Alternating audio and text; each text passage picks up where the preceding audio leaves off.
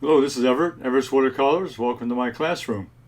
Now today I'm going to do a demonstration of a landscape, a basic landscape. But I'm going to have the three levels, the background, middle ground, and foreground. And they're going to be in three different values. And the values are very important to show depth in a painting. And when I have the middle ground light against the background dark, it really makes that impact area or the focal point really pop out. Now this can be a paint along for those of you interested to paint along and try this painting. I have it downloaded a sketch on the description below. In the description I'll have a download link, and you can go there and download the sketch and then paint along with me. I think you'll enjoy it, and I think you'll learn something about how to use values to create an interesting landscape.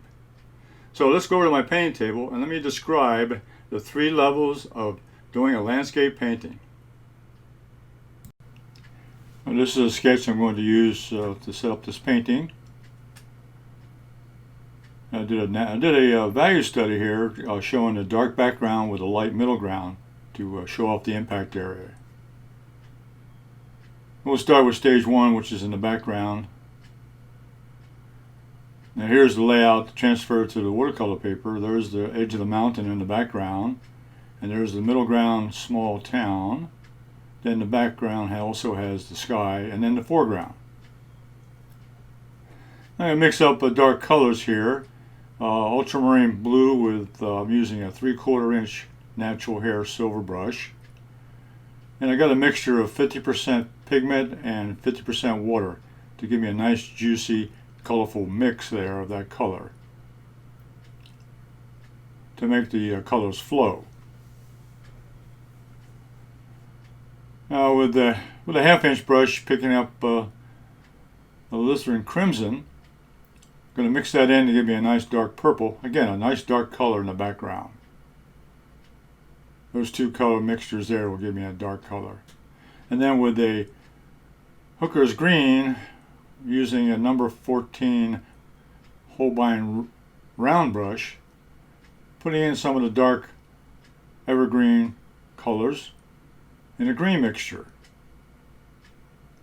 Then going back, I'm picking up now, I'm going to pick up some royal blue, which is my darkest blue, and I'm going to go along the edge of that background mountain to give me a nice dark contrast with the other lighter colors.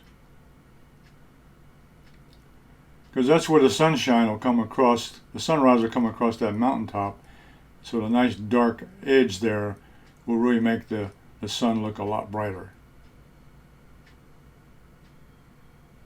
So we're carefully going along the edge to define the edge of the landscape in the background. Now, taking a smaller round brush, I'm going to pick up some yellow deep. I'm going to put in some jewels, which I call jewels, which are a light color, a light yellow. That'll give me maybe a mixture of colors that'll look like maybe some fall, early fall, where you got some leaves turning, a little bright color in there. Now this round, number 14 round brush, I'm going to put in some dark evergreen trees over here on the left side to define the outline of that background. This Holbein natural brush holds a lot of pigment and has a nice sharp point. Now all these brushes are available on my website, www.everestwatercolors.com, both the silver brush and the Holbein brushes.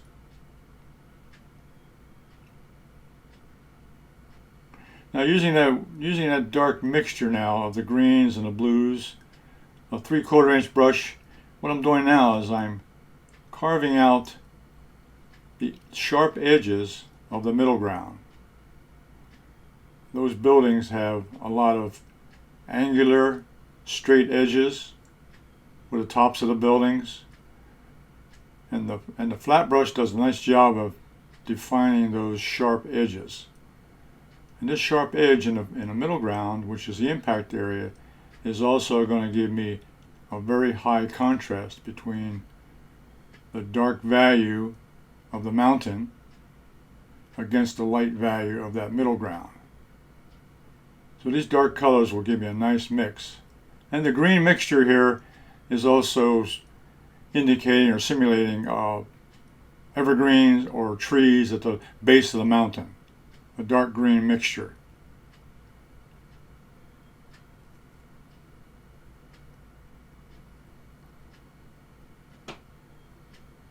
So these flat brushes, these natural hair brushes, hold a lot of paint, and they do a good job of spreading out the pigment. Again, still working on the edges, using the edge of the brush, the corner of the brush, edge of the brush to give me those nice sharp edges, the contour of those buildings. And again, this makes a nice definition of those shapes. Picking out those shapes with the side and the edges of the flat brush. Now this is the impact. This will be probably the focal point. This building right here with the sharp edge and the steeple. That'll probably be the focal point.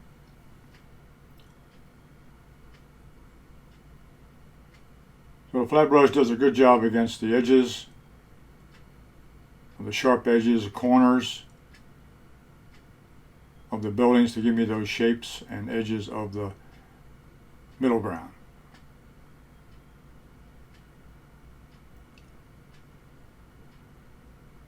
I'm going along with the corner of the brush and also following. I have a drawing there which I'm following, a drawing which is on the paper.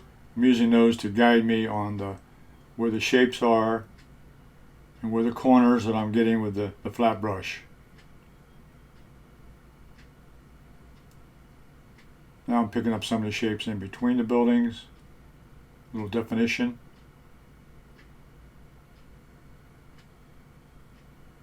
Using the corner of the brush again. Now I'm going to put in some more of that yellow deep color. Again, to give me some little sparkle, little color change in the background. The colors will flow together and give me a nice mixture of colors. Putting a little more darks again, adding more color with the 3/4 inch brush. I want that color nice and dark in the background.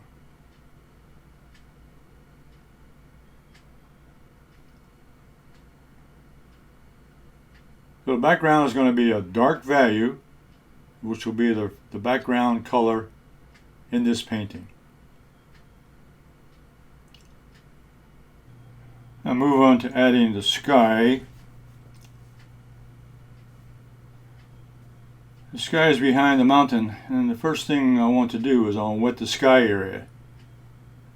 So I'm using a large wash brush, which is a 2-inch flat wash brush with just plain water. And I'm going to wet the entire sky area behind the mountain. And I'm going to make sure I have plenty of water. Now, the mountain area is dry, so I can go right up to the edge with this brush, making sure I have water. And the water will help the paint flow in the sky, and this is what I want. So I'll re-wetting this area again with water, making sure it's nice and wet, and spreading it out with that 2-inch flat wash brush.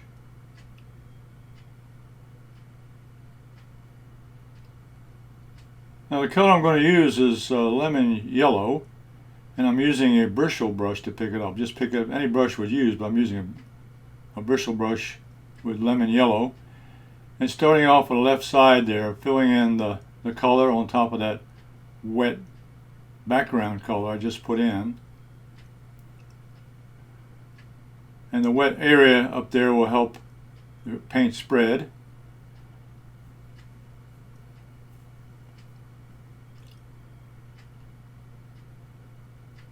And as long as the middle ground is dry, I can brush right over top of that and not move the paint around. So there's nothing wrong with painting right up next to the edge of the middle ground because it's dry. And up around, I'm careful above the mountaintop because that's where the sunlight will come in. So the colors will be lighter up there because that'll be the source of light, which should be the sunrise. So everything to the left is a little darker, and everything to the right up the top will be a little lighter. Now mix up a little bit of a warm gray. I'm using the flat 1/2 inch brush. I'm mixing lemon yellow with quinacridone violet. This will give me a warm gray, and that will gray down or it'll gray down the sky a little bit to give me the effect of maybe a clouds up here on the left side. Also, it'll give me a little darker value in the sky because I want that area to be a little darker value than on the right side of the sky.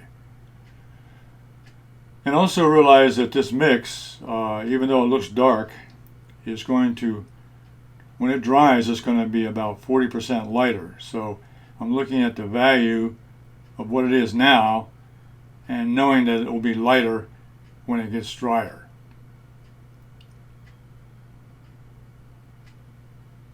So I'm going to keep fine-tuning this color a little bit up in the sky because this is an important area behind the background. And it's also will show the sunrise effect across the mountaintop by being darker on the left and gets lighter as I come over to the right hand side of the sky. And notice I'm brushing across the dry mountain. It's not going to move the paint any because the mountain is dry, so I can brush across it very carefully. And just a few little touches up the top there, just across the top of the mountain, but keeping that a very light area up in that area where the sun is coming across the mountaintop.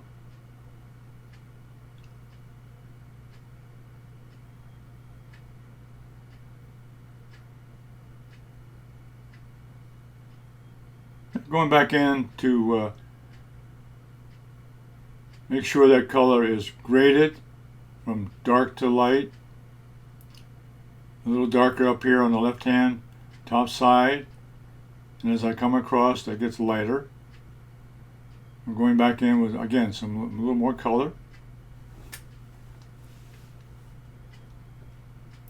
So once I'm finished with the sky, I'm going to leave it alone. But I want to be sure I have it the right value that I want before I leave. And being using a wet paper that I used before, the colors will stay wet enough for me to move the colors around a little bit. Well, that's one of the most important parts of the painting right there, the sunrise coming across the mountain. With a darker side, with a darker color on the left, and then graded to a light color to the right, above the mountaintop, to give me the effect of that sunrise.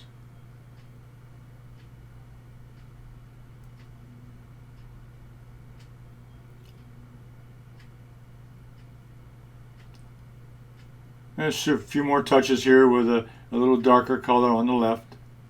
Again, just making sure, I know it's going to dry lighter, so I'm making sure this is much darker over here than on the right side.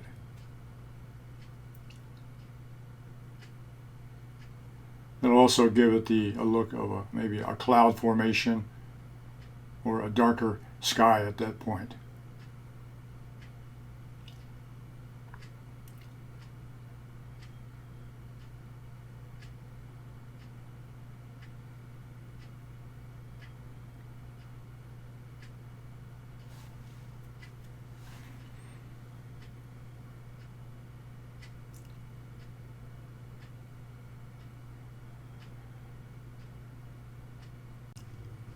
I'm moving on to the second stage. I'm going to go into the foreground, which is at the bottom of the painting. Here I'm drawing in or sketching in the roadway with a pencil with a light outline so I know what direction I want to put the rest of the painting in.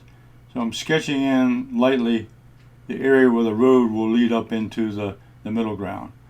And with some burnt sienna watercolor and with the 1/2 inch flat brush, I'm now going to put some brush strokes in here on the left side. This is we're in the early fall, so we got some brown grass, grass that is dried up and no longer is greener up here. So a little brown, and also to give me a little bit of texture on the ground, the foreground. The foreground is going to be a medium value overall, and starting out with a burnt sienna with a flat brush to give me that textured look.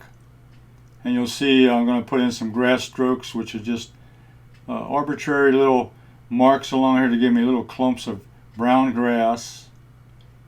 Also, I'm also defining the edge of the roadway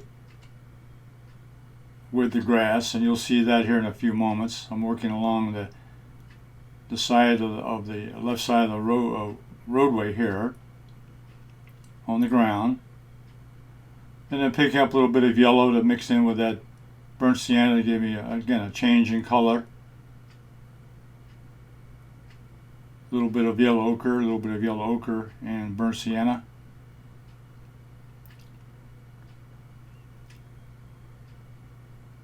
Now coming forward here on the left side, again doing some flat brush strokes, simulating the brown grass on the left side of the road.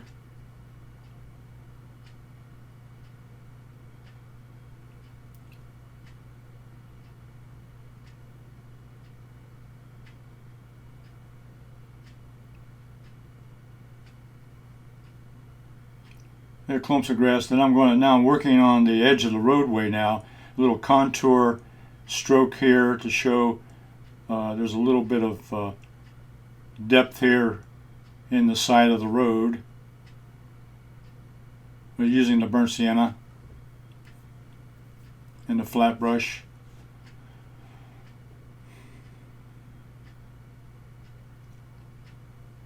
Now using the corner of the brush and the edge of the brush. Again, here we are doing a little contour edge of the left side of the road, showing the contour of the ground.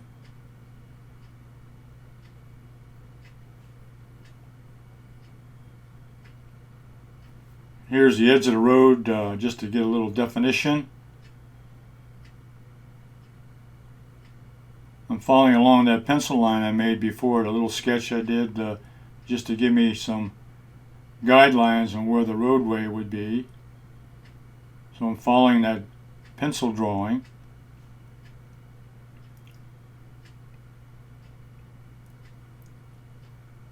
I'm moving over to the right side of the road. Again, picking up the edge of the road with a flat brush and some of the burnt sienna paint, defining the edge of the roadway.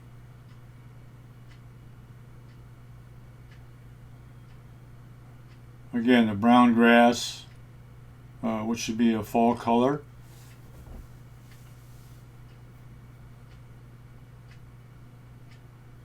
And just finding maybe a little shadow pattern, a little edge, showing edges of the roadway. The color of grass will be there in the foreground.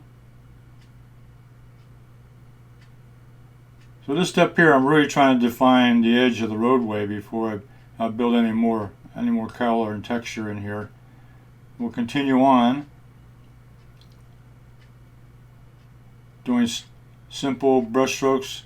It's a good time to take your time here in the foreground. It's not as important as the middle ground, but it helps your eye follow into the background. From the foreground back to the middle ground, it's important to have the foreground well defined. Won't be as much definition here, but just enough to give you the hint of the texture and what part of the landscape we're in. The type of landscape we have, which is a flat surface with brown grass. And we're painting the edge of the roadway here with some of the contour marks, using the side of the brush and the edge of the brush.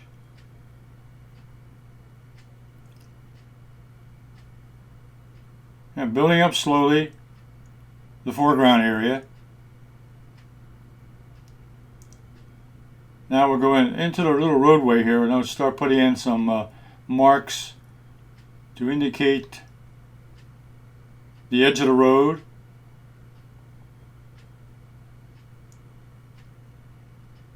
Maybe some ruts in the road, which were caused by the cars or trucks coming down the road into the middle ground.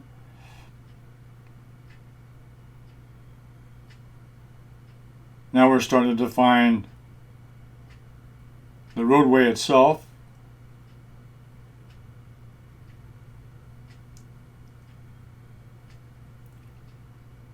Getting some contour marks, edges,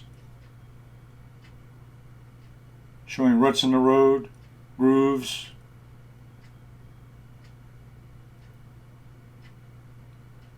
A little definition of the roadway.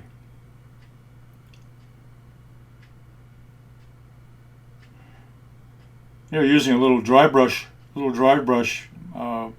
motion here to give the texture of the road, which is a rough surface, probably an old dirt road or gravel road.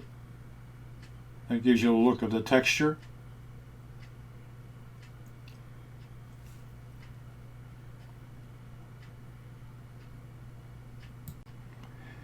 Now here I've taken a piece of scrap watercolor paper and I cut out a shape for the roadway to cover that up. I want to shield that from the paint, and I'd use the other pieces of watercolor scrap paper to cover the other areas I don't want to paint. I use the fine mist spray bottle with green number 1 paint in it, and I'm going to use that to paint the right side of the road, the grass area, showing the green grass going from a light to a dark value.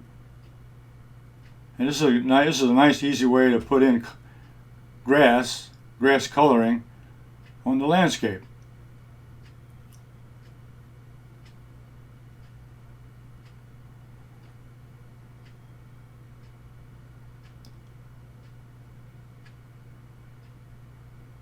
Now I put the shield on the left side of the road the same way, shielding the road and the middle ground with the scrap watercolor paper. And these watercolor bottles, the dot spray bottles and the fine mist sprayers, are available at everestwatercolors.com, along with the brushes and the paint. Here I'm going to add the green number 1 fine mist spray onto the left side of the roadway on the ground, simulating the green grass mixed in with the brown grass.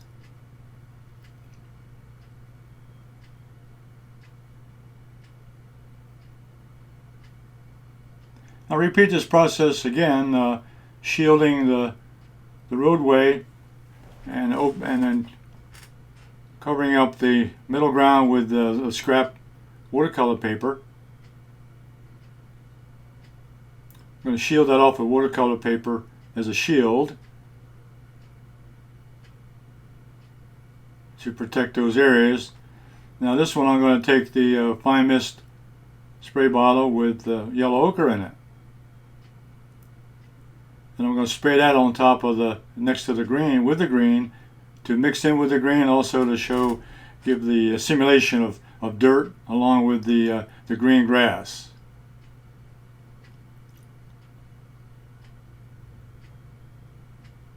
And repeat this process on the left side of the road with the yellow ochre in the fine mist spray bottle.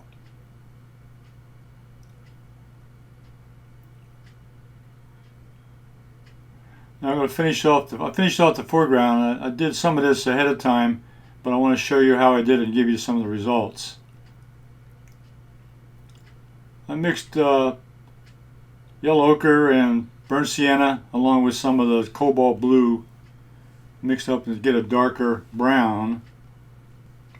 Took the flat brush and went in and added some more definition into the roadway. Add a little more color, make it a little darker. It's going from light to dark to the foreground to give me the simulation of depth.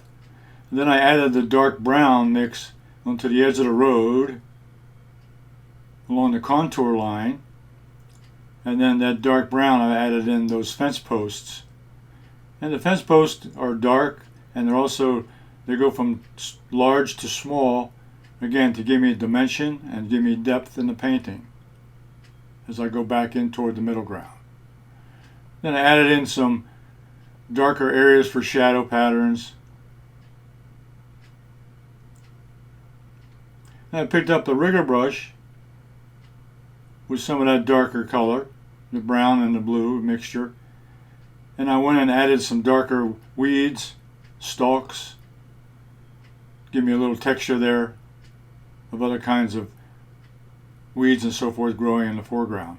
And off to the left side again, tall weeds, tall stalks, using the rigger brush. The rigger brush and the round brush and the flat brushes are all available on everestwatercolors.com, along with the paints and the spray bottles. Now moving to stage 3, which will be the middle ground, the very important part which the impact area and the focal point will be located. I'm going to use bright colors in here, the light and bright colors. So light values and brighter values in the middle ground. And starting with quinacridone gold, which is a nice bright yellow.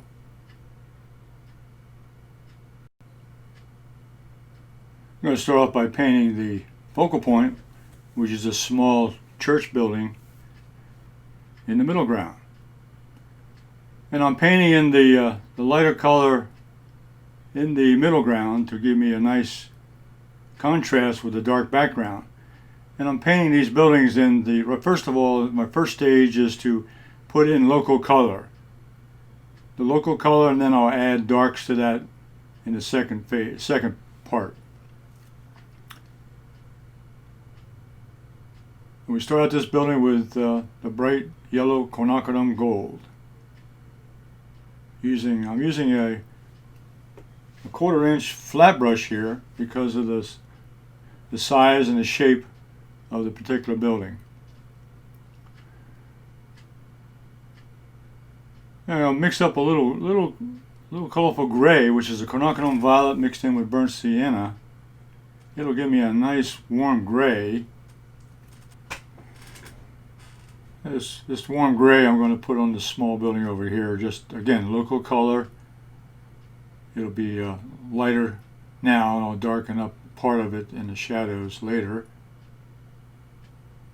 Just adding again, a different color, making sure it's a light value compared to the background, and it'll make it really pop out of the painting with this middle ground against the dark background.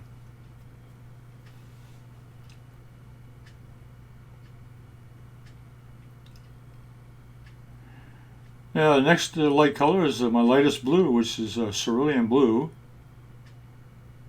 And just take a little bit of that cerulean blue, and I'm going to put in that color into another small building. That'll be the local color, a light blue.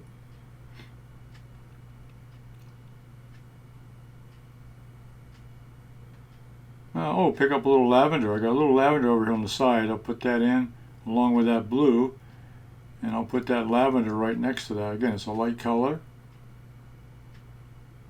Again, I'm using all my light colors in my palette today for the middle ground. The cerulean blue is light blue, and the lavender is a light purple.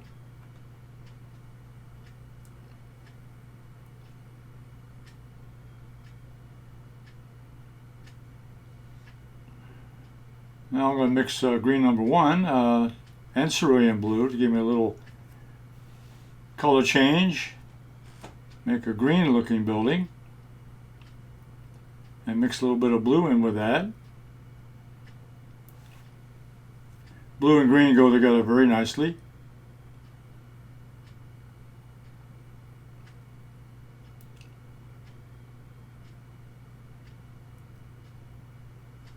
I have bright pink in my palette, so I'm going to put the pink, or I could have used opera with a lot of water. I could have watered down opera, and here I used the brilliant pink Again, a pink building, a light red, again a light color, a light value.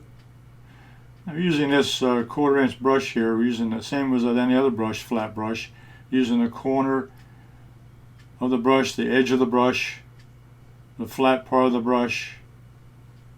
And the size of the brush matters when you're talking about the size or the space that you're painting. Now using cerulean blue again in another building, another small building.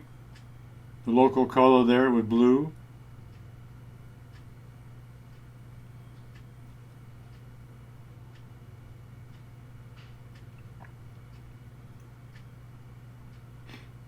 And picking up a little bit of quinacridone violet with extra water to make it a light value violet. Every time you add water to a painting, you're going to get a lighter color. So you can lighten the color just by adding water.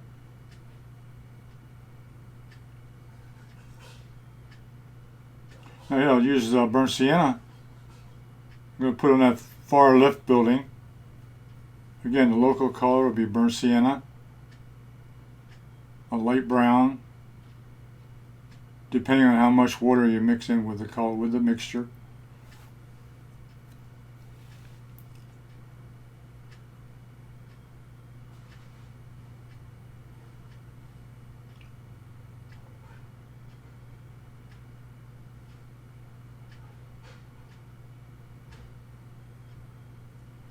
Now, the second part of this middle ground is going to be to add the shadows. I made a gray mixture using the blue with the burnt sienna and the shadow up here on the steeple. The shadow pattern or the shadow side or the edge of that top of that steeple will be that gray mixture on top of the white.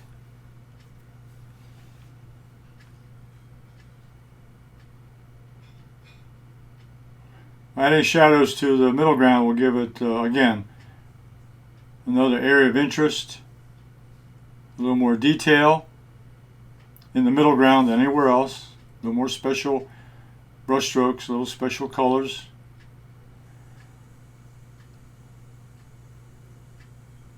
Now mixing burnt sienna with quinacridone gold to give me a darker yellow. And I'm going to put the shadow side of that church will be the darker yellow.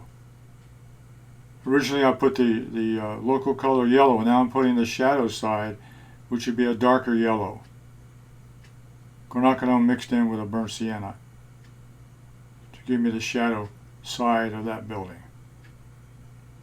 And that'll be the focal point. That'll be the area that's got the brightest color, the sharpest contrast, the more defined edges. That defines the focal point.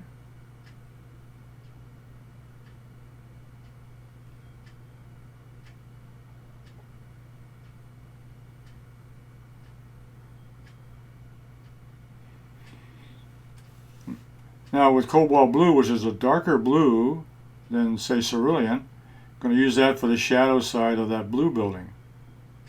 So adding the cobalt blue in there as a shadow side of that little building will add the contrasting color to the shadow side. Light blue and then dark blue.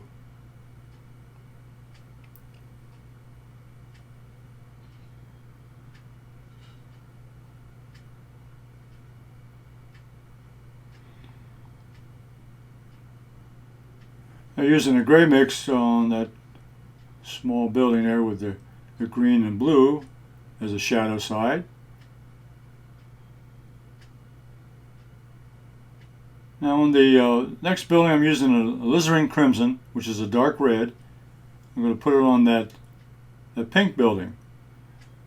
When we had the pink on that one building, or a light red building, now the shadow side would be a darker color, which would be alizarin crimson as a shadow side. That defines that side of the building.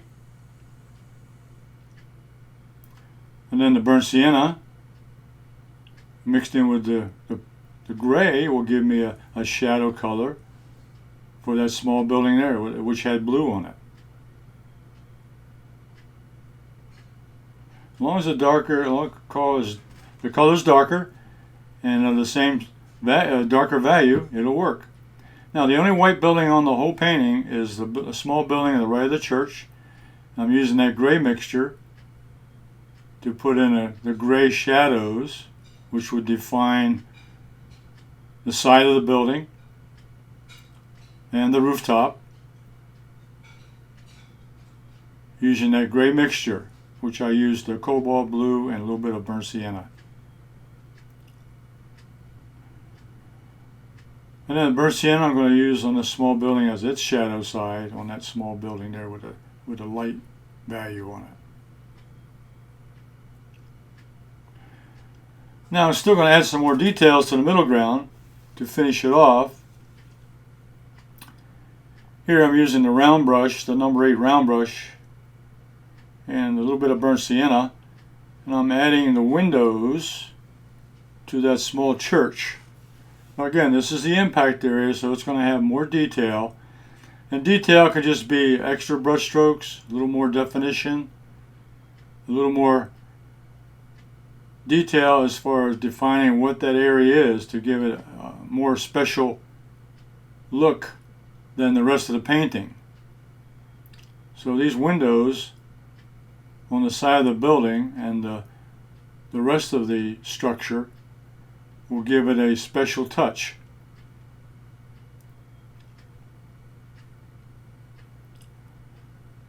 So the added details gives the actual opportunity to add small marks.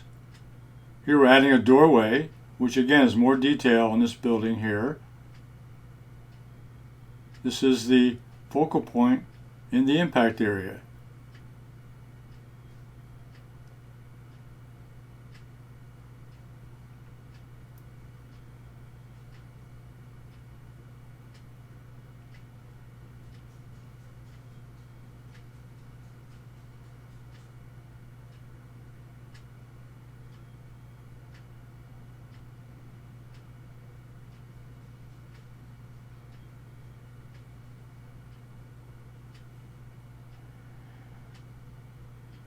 Now we're taking up, picked up a little bit of cobalt blue. I'm going to add in some shadows into the eaves of that church. Again, more detail, more definition.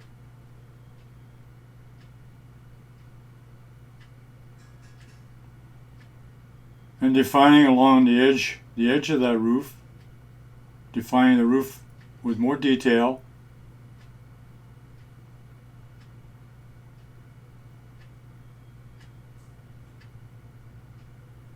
Again, that defines the focal point in the impact area.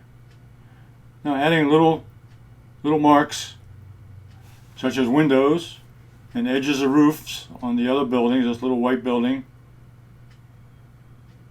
Get some added windows.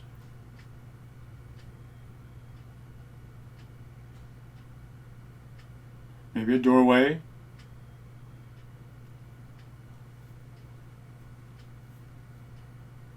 Add some detail to the roof. A little shadow along the edge of the roof.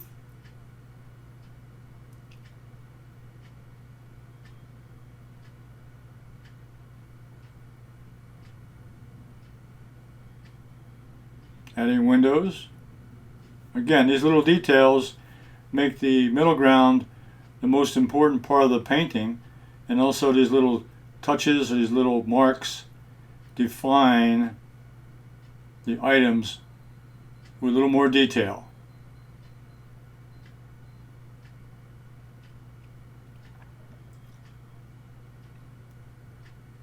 Now picking up that Lutheran crimson, making a dark red doorway on this building.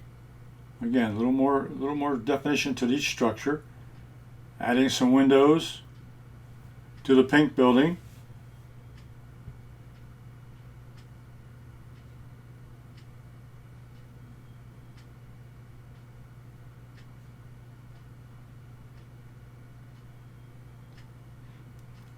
A little shadow to the rooftop.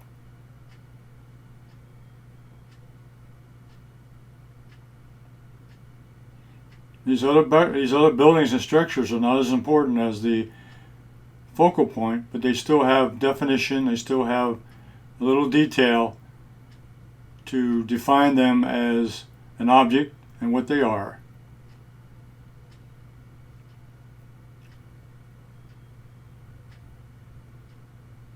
We're going to continue on to add a little more window detail, a little more shadows under the rooftops